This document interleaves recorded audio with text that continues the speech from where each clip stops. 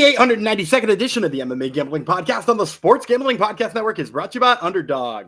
Underdog's got a brand new offer for new customers. Just play $5 and get $50 in bonus funds when you sign up with promo code MMA SGPN.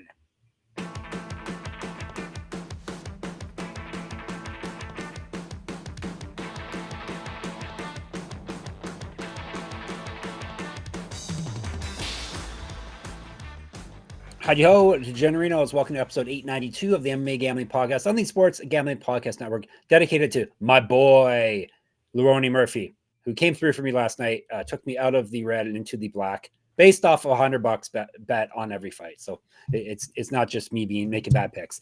So he put me into the profit. Let me beat Gumby just barely. How much was it? By like $30 or something like that? Yes, $27. Yeah. I beat Gumby by last night, but a win's a win. I ended up in the profit. Gumby barely ended up in the red, but that's based off of, like I said, $100 in every fight. 66. Not if you played for Tim Elliott by submission, like I told you to. Exactly. Gumby came through. That handsome person, if you're watching on the screen, that would be Gumby Vreeland. The weathered old guy would be me. My new name is Jeff the Killbilly Fox. That's it's a long story. No, it's not a long story. It's another topology wormhole that Gumby fell into and came out with another great nickname for me. So we're not going to talk. We got a lot to cover. UFC 319, interesting last night. Like I said, we both ended up pretty good with our picks. Gumby hit his lock and his prop pick. I hit my prop pick. So that came through nice. And your lock pushed. Don't sell yourself short. Your lock pushed. My lock pushed because he was too fat. Even that's sad that Brian Battle misses weight at middleweight now too. That's not good. Not good. It's one of those situations where, like, at first you're like, oh, he was just too big for the weight class, and now it's becoming like abundantly clear he just doesn't understand the weight cut process. Yeah, exactly. Particularly well, which I don't know if that's a good or a bad thing. Maybe he'll just get a nutritionalist after this.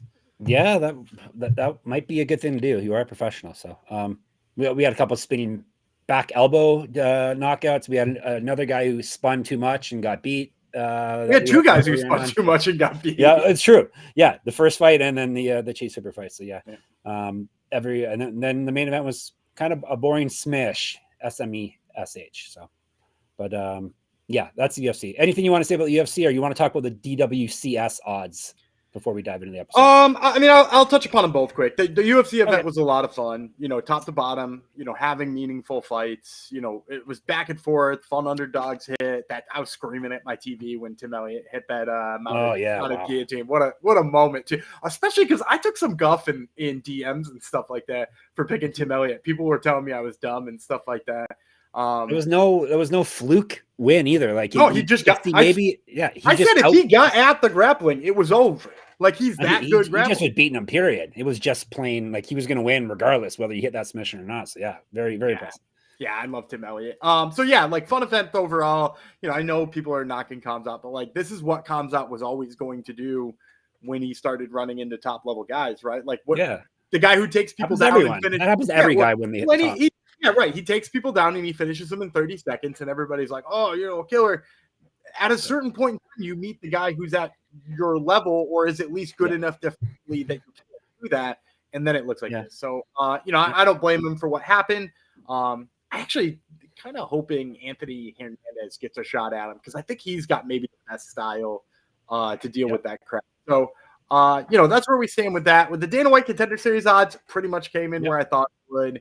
The favorites are a little bigger than even that I thought they were. This is going to be a day where you're looking for props. You're looking to roll some of the big favorites into parlays. And actually the underdog I said that I liked, Guillermo Ariel, is bigger of an underdog than planned. Oh, good. Yeah, that one's kind of fun. And it looks like it's going to be a pretty fun night of fights, even if the odds aren't great. Good. What day did they drop this week? They dropped Saturday morning, I think. Yeah. We keep. It's not going to work for our recording schedule here. We keep trying to hold the episodes until they come out. Yeah, but we can't. We people want it, so it's fine. It's fine. It works. It works just fine. Fine. Yeah, it's fine. You can just talk to us after the fact. You know how to get a hold of us. The Discord, sportsgamblingpodcast.com/Discord, or the YouTube in the comments. They're the most.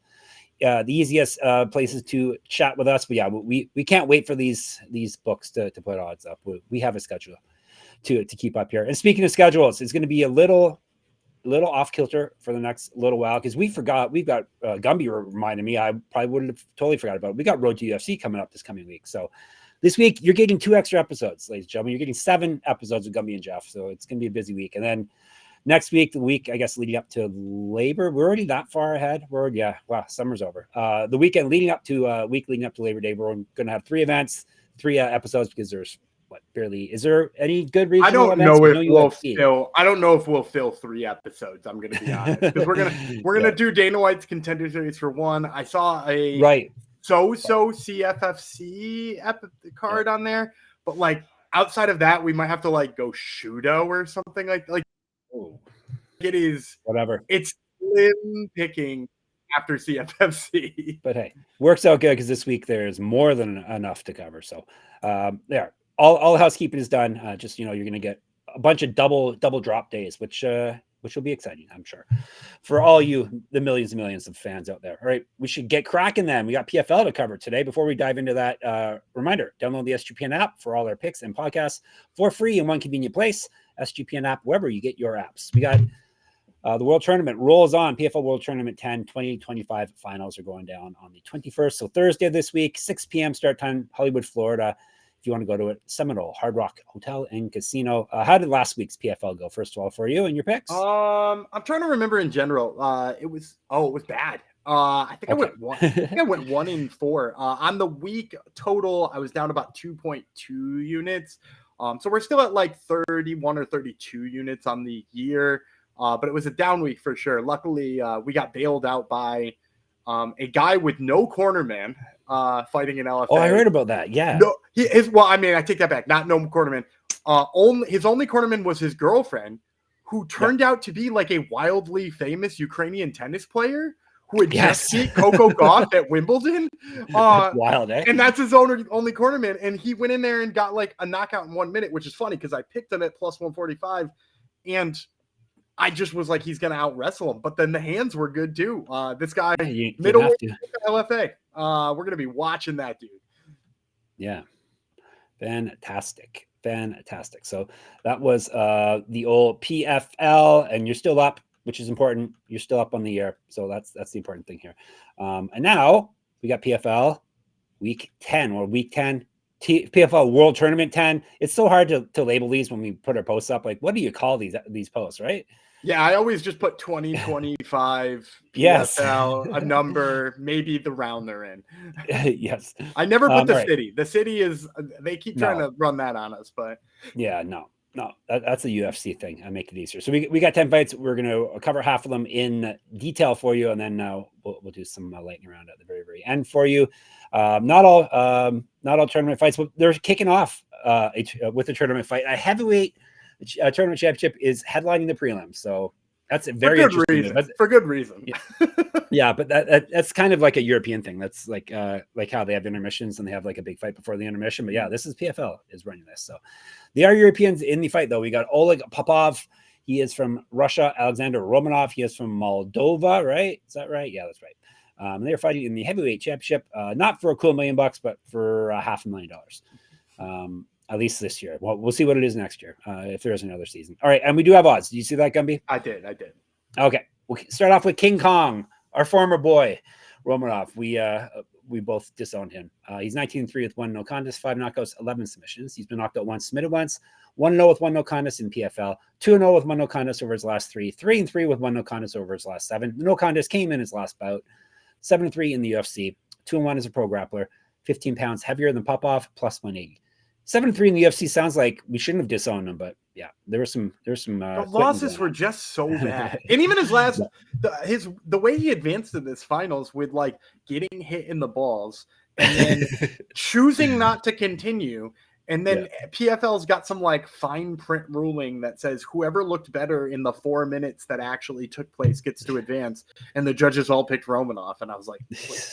Pride rules, bro. Pride rules. That's what people used to yell always. All right, that's Romanov. We got Popov, 21-2, 9 knockouts, 3 submissions. He's been submitted once, so that will make him durable. 5-1 PFL. He's won 2 straight and 18 of 20. Regional champion, 2015 pro MMA debut. 2 years younger than Romanov. He has 2-inch reach advantage on him. -204. A lot of twos. Go ahead. This is a really hard fight for me to do because on one hand, Romanov keeps doing things like getting kneed in the balls and then not continuing, which isn't the first time, by the way. That's happened before to him in the It's UFC. a habit of his. And he won that fight with Juan Espino. Is that the right name? Yeah. Juan Espino? Yeah. He beat Juan Espino with a shortened fight that nobody thought he was going to win. He keeps doing dumb things, but the bottom line is he's a really good wrestler, right? And he's really good at jiu-jitsu. His win in the quarterfinals, he grabbed a quick front guillotine on Tim Johnson and just choked him out in like no time at all. I'm going to go with Romanov because look, and I think I've said this every single time I've broken down Oleg Popov. I don't think he's good. I think he is the opposite of all of the Russian PFL heavyweights that they have or Russian satellite guys that they have. Like, I just don't think he's very good. I think he continuously gets lucky matchups. And I mean, he was in the finals last year and I was like, God, you have to pick Goltsov at like plus 230 and Goltsov subbed him in the first. And so like, I do think Romanov has the ability to sub him in the first year. I mean, like, if you don't believe me that he's not good, go rewatch his fight with Carl Williams. His fight with Carl Williams is so terrible. He just like couldn't get Carl Williams down and like didn't even really outstrike him, like did a little bit enough to win, but like it was a close fight with Carl Williams. And let me ask you, if we were watching Carl Williams versus Alexandr Romanov in the UFC, you're not picking Carl Williams. I know you're not. No. So like, not that the transitive property here works in MMA, but I do think Romanov's grappling is good enough to spoil Popov's day, as long as he doesn't get tired or isn't down on the scorecards when he gets kneed in the balls. Because that's your prediction. Too bad you can't put money on that. All right. Before we dive into more winning picks, let me tell you about MyBookie. We're brought to you by MyBookie.ag. MyBookie is your place to bet on every sport, including MLB, WNBA, golf, and of course, football futures. MyBookie accepts customers from a ton of locations, easy deposit, and lightning fast payouts using crypto. You can get the PFL lines there, as well as basically every promotion that we cover on this here show. So head to mybookie.ag, use promo code MMASGPN. That'll be get 100% deposit match up to $1,000. Terms and conditions apply. That's mybookie.ag, promo code MMASGPN. And Rhythm. Rhythm's power trends are now called smart signals. Rhythm continues to crush it with smart signals, essentially the best of what their house model has to offer. These are AI-detected patterns where Rhythm's model has consistently won and has a high ROI. Think, for instance, a strikeout prop that wins 59% of the time when the line and win probability hit a certain range. Smart signals are updated daily and exclusive to Rhythm. No tells, no noise, just clean data-backed bets. MLB smart signals are crushing it. Mike Trout and Giancarlo Stanton are combined 14-0 in smart signals, recommending their unders. And WNBA smart signals are 97-65 in July, or they went 97-65 in July. That's an ROI of 15.64%. These are so good that two of our hosts, Scott and Adam, literally were booted off one of their bookie accounts for winning too much. Download the Rhythm app, check out smart signals, and start betting smarter. You know we will be. And this is usually the part where Gumby comes up with something he found on smart signals. Yeah, just today, Sunday, the White Sox were playing the Royals, and they popped out the name Davis Martin.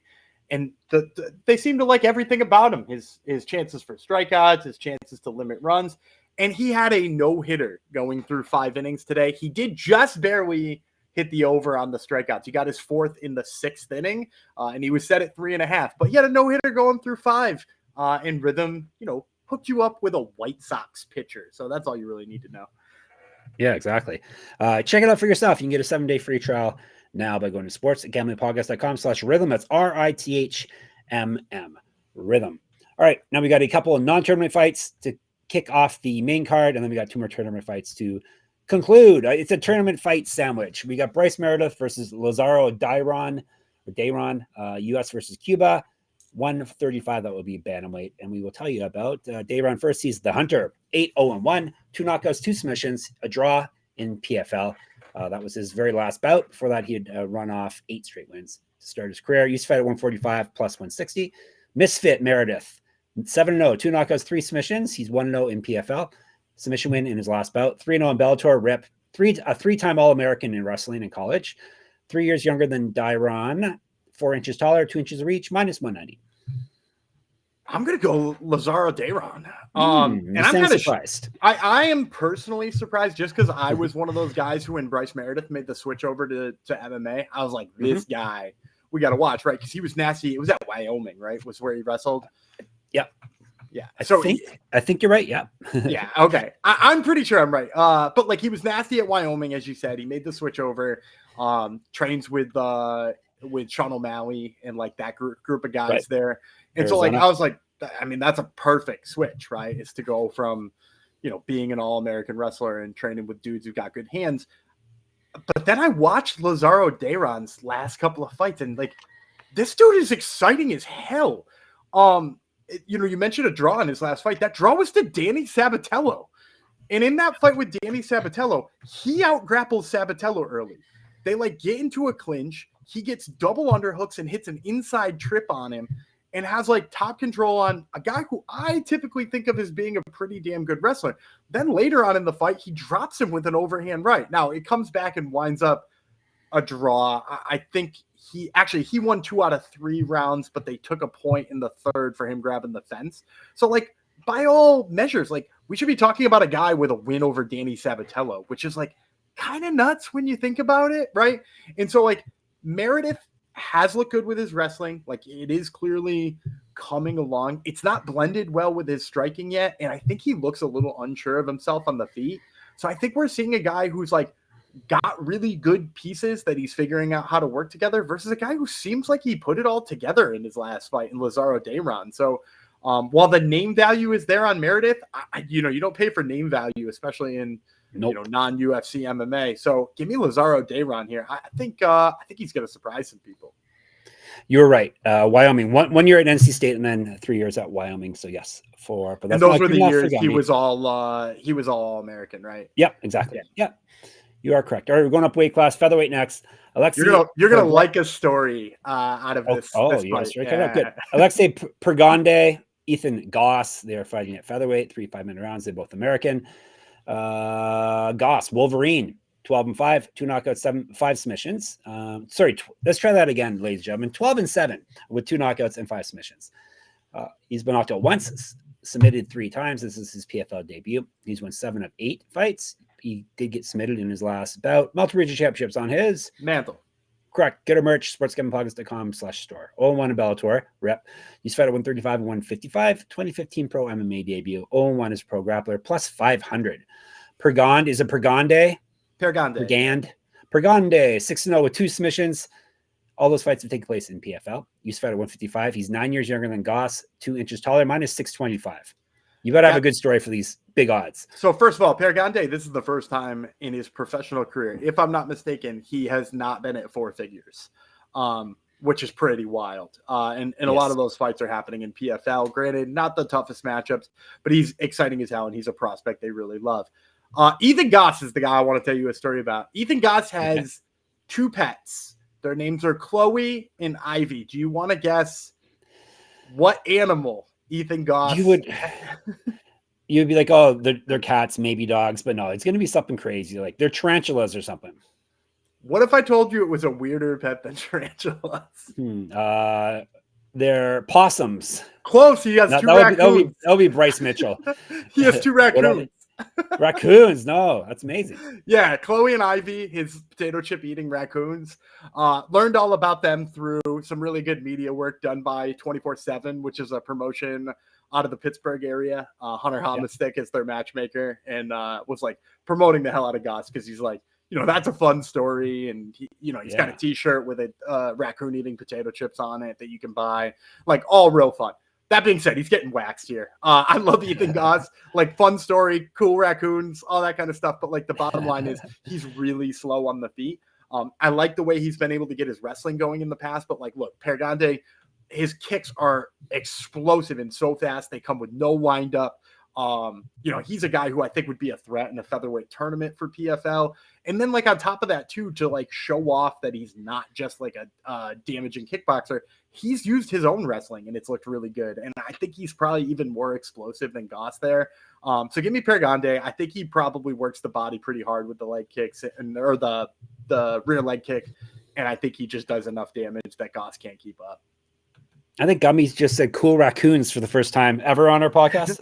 That would be a good. That's good shocking because I'm a guy from the sticks. I probably said cool Exactly. raccoons before.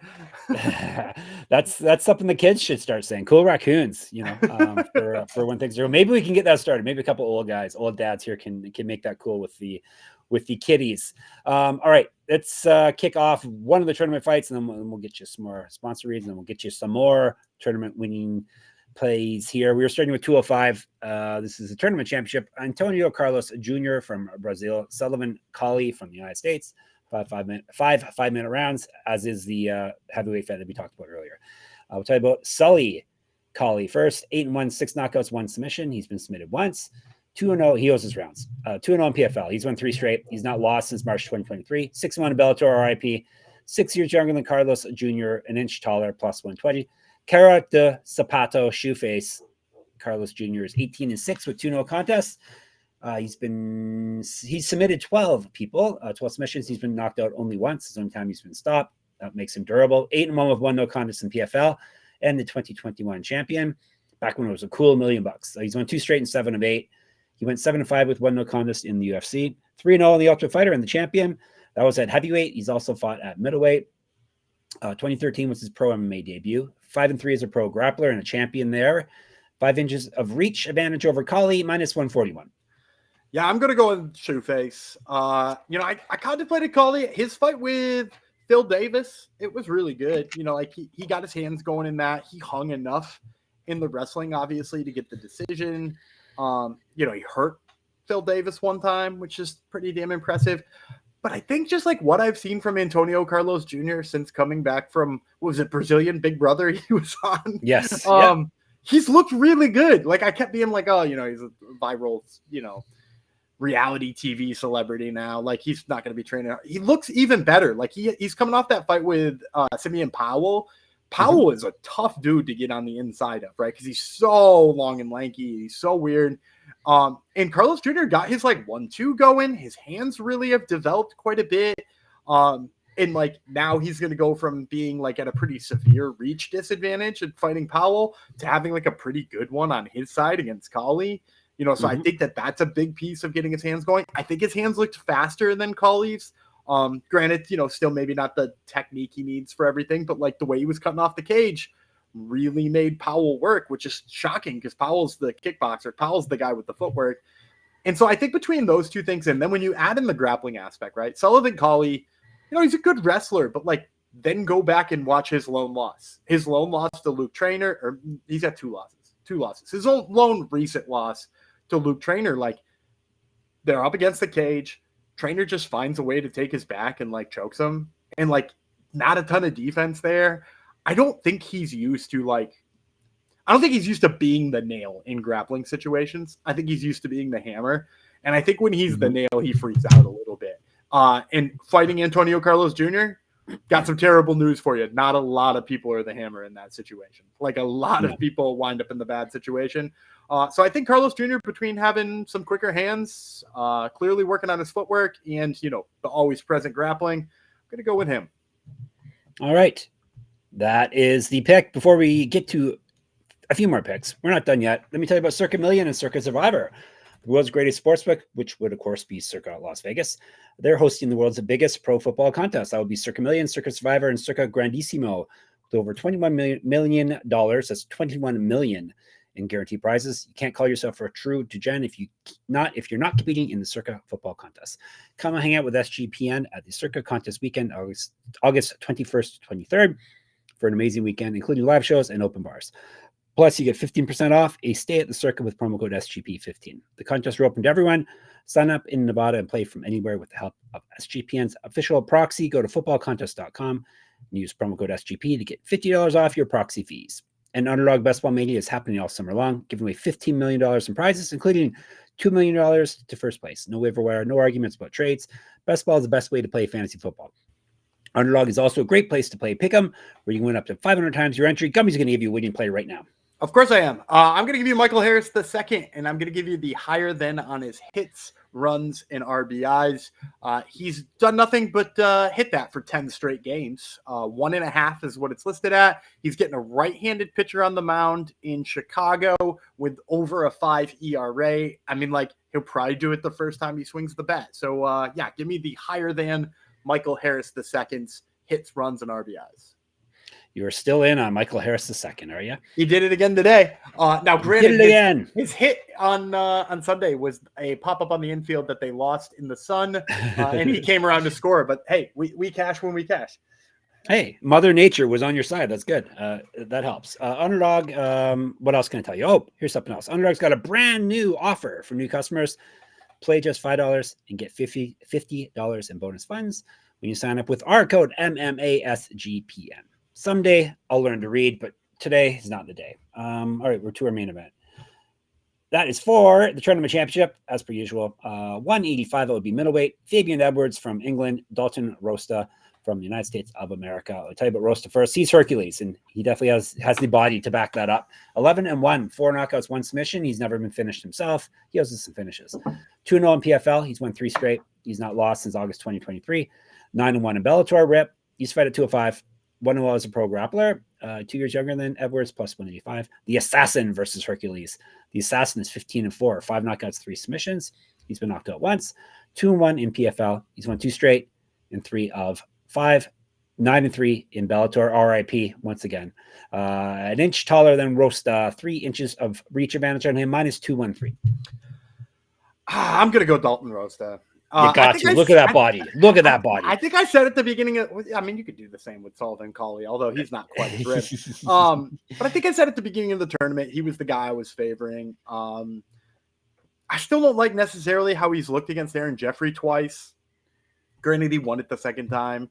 I don't like his early fight, the early part of his fight with Sadabu's side that I watched, but he eventually gets the wrestling going no matter what.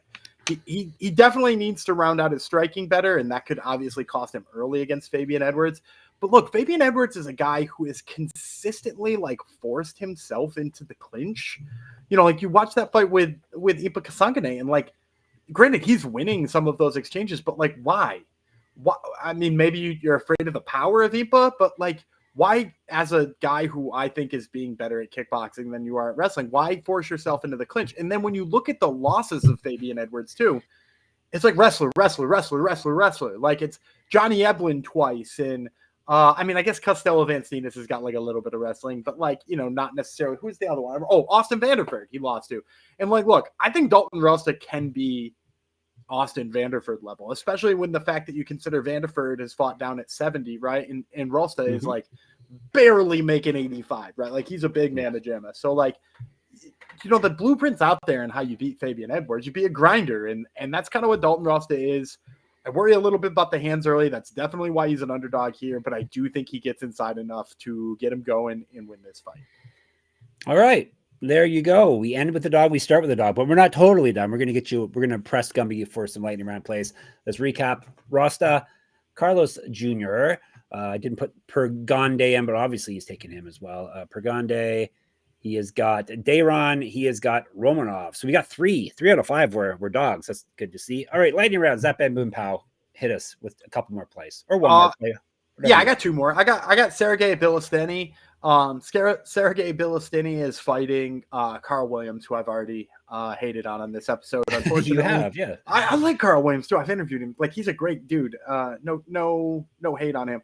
I just don't think Carl Williams' wrestling game can play up against Bilisteny. We've seen him beat Terrell Fortune and other guys like that. So I think. Oh, he beat Ivanov too, Blagoy Ivanov. So we've seen him deal with good guys in the clinch, and I think he's good enough. And you're getting him at a pretty decent value here. He's just over -200. And then the other one I like JP St. Louis. JP St. Louis kind of had a journeyman record for a little while there, but he's won 4 in a row. Getting a chance on PFL right now. He's a guy who I've kind of always kept an eye on, and I think they gave him a winnable matchup here. Very reasonable -175 for him. So once again, that's JP St. Louis and Sergey Bilisteny. All right, you're all set for Thursday's MMA action, PFL style. You can chat more with us in the Discord, sportsgamblingpodcast.com/Discord, or you can hit us up on in the comment section on YouTube, MMA Gambling Podcast. On Twitter, SGPN MMA, Gumby runs that. He's at Gumby Reeland. I'm at Jeff Fox Writer. Same as on Instagram for me, at Jeff Fox Writer. Check out my Substack, play my free UFC picking contest, read all my articles at moneymma.substack.com. Then there's Mr. Gumby Vreeland. He has another podcast called Top Turtle MMA. Gumby, who is on the show this week? We got Dana White's Contender Series, Chasen Blair, who will be fighting in September. And then from the UFC Shanghai event this weekend, we got Gage Young. I thought you were going to say Dana White. I thought you were just going to stop after that. Dana White, now you're an Apex guy. You never know. But no, I don't think Dana, when he wants to go on shows with softball questions, would you throw softballs at him? I mean, I'd like to get the interview. I don't think Exactly. you do it otherwise. Yeah. No. Anyhow, so that is Top Turtle. Even without Dana White, it's a fantastic show. Probably because there's no Dana White. So check out Top Turtle. And of course, we're at sportsgamblingpodcast.com, sportsgamblingpodcast.com/store, sportsgamblingpodcast.com/Patreon. All right, next up, I guess tomorrow, who knows? We're going to be dropping multiple episodes. We got some LFA to cover for you next. We're going to be doing that whenever you see us in the feed. It'll be very, very soon. Is it my turn to bid everyone farewell? It is. All right. Until then, Hercules Fox bids you farewell, as does Shoeface Freeland. We'll talk to you very, very soon. Bye.